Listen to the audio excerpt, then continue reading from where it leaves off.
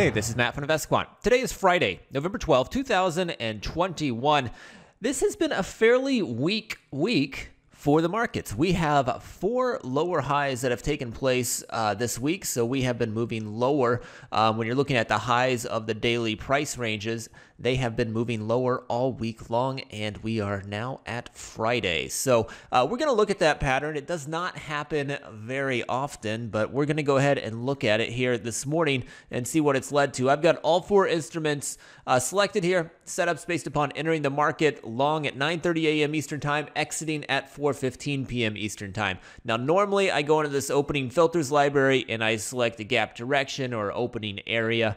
This pattern does not happen all that often, so I'm actually going to leave it out today. You can go in here on your own and add that if you choose to, but I'd rather just have samples on this pattern than getting too specific on opening locations here today.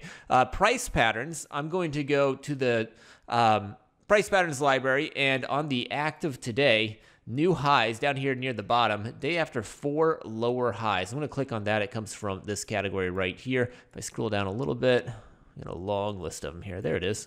Day after 4 lower highs. So that's been added. Next, I'm going to go into the indicators library.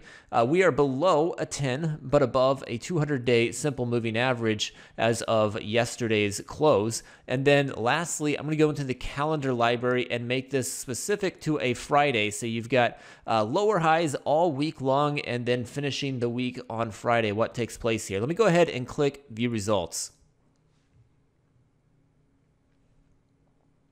All right, here we go. These are the results based upon entering the market long at 9:30 a.m. Eastern Time, exiting at 4:15 p.m. Eastern Time, when it is a Friday and the prior 4 days have lower daily highs, and you are in a weak bull market, which is described as being below a 10-day simple moving average, but above a 200-day simple moving average as of the prior close.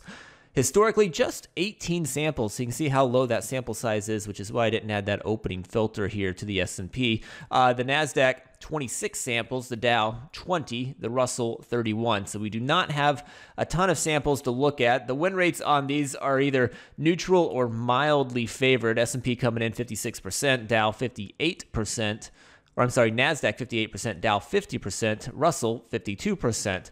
The average win on these is larger than the average loss, and that's true across the board. You can see it's larger here for the S&P, the NASDAQ, the Dow, and the Russell. And when I would look at the different opening locations, which I'm not showing in this video, you would see this kind of same pattern as well, where it was kind of the average win that was larger than the average losses, and the win rates were not necessarily impressive. The down gaps did have a little bit higher win rate on them than the up gaps did, but it was getting pretty thin on samples. So I did want to just keep them all in there, and then I guess we could just pay attention to the average moves being more significant here today.